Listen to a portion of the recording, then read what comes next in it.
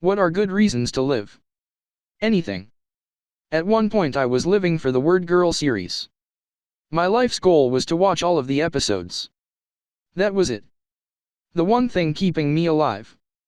A kids show that I should have grown out of years ago. There is never a bad reason to live. Never a stupid one.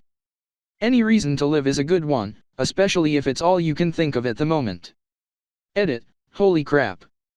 First ever silver.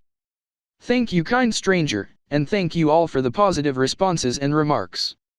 I'm glad you all are still here. Blue heart. Edit 2, oh my god. You guys are the best. Holy crap. Thank you all. So you can say to the person mugging you and threatening to kill you, what makes you think I have money? Or a will to live? I was mugged once and the only thing I had in my pocket was a book. They didn't even think about taking it, which is good for me but also kinda insulting.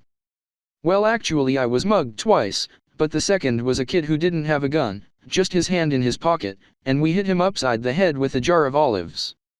Edit, for everyone asking, the book was most likely Dragonlance, Dragons of Autumn Twilight. We had the olives as groceries and we never found them again.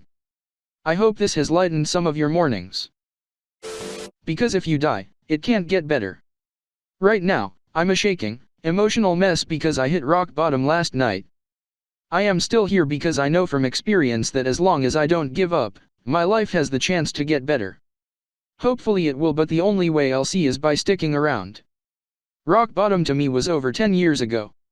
Even the breakdown of my marriage has been manageable due to knowing that feeling is a basis of comparison. It's a powerful thing to know you felt as low as a person can feel. I have written this out elsewhere, but since everything I want to say has stayed the same, I'll just copy it here. I had a couple major realizations. Self-talk. I was intensely, harshly critical of myself. One day I realized that I would never talk to another person like that, so why should I talk to myself that way? I made the decision to treat myself as though I was a friend who had the same issues. I would treat myself kindly with compassion, and allow myself to be imperfect, even very imperfect. This is very important. I decided to make a point of noticing what I did right, well, and good in the same way I'd focused exclusively on what I did wrong before. It's important, especially for someone in or coming out of depression, to see and admit to themselves that yes, they do things right, too. It doesn't matter how tiny or inconsequential the action is.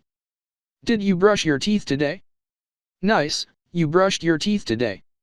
Fair warning, this change in behavior will likely feel fake as hell at first, and will continue feeling fake as hell for a long time. It's normal for a behavior pattern you aren't in the habit of to feel fake, but that doesn't mean it is fake, it's just an unfamiliar pattern. As the pattern becomes familiar, the feeling of fakeness will fade. The other thing was that I realized when you are depressed, you naturally tend to focus on what's bad and wrong in life. You don't even notice the good stuff, even though it's still there. If you go long enough noticing only bad things while being oblivious to the good, it can legitimately get to a point where it really, genuinely feels to you like only bad things exist for you and that good stuff doesn't even exist at all. Therefore, I made a deliberate point of noticing what's right and good in life. There's a roof over my head tonight and I have a warm, dry, comfortable bed to sleep in. I have my health. I can have pretty much anything I want for dinner. I am incredibly lucky to live in that incredibly tiny fraction of all of human history that the internet exists. It's a lovely day out today. I lost a couple more pounds. I really do have exceptionally awesome landlords. I was really kind to that person. I got the dishes done today, etc. Fair warning, this is another thing that's going to feel fake as hell for a long time until you get into the habit of it. Expect it, it's normal and fine. I pushed through the fake feeling and it made a life-changing difference for me that I did. One more thing, let it be genuinely okay for yourself to make mistakes. Old habits and thought patterns can have a lot of inertia to them. Depressed people are still people, and people are just human beings, which means they will make mistakes. If you can let it be genuinely okay to be a human being who makes mistakes just like anyone else does, don't beat up on yourself for making them, just shrug, let it roll off your back, and carry on. You will have a much easier time of all of this on those days you find old habits creeping back again. Also, after you've gotten a bit out of depression, check out this excellent post about non-zero days. If you are deep in depression right now, this might be too much just yet, and it's honestly okay if it is.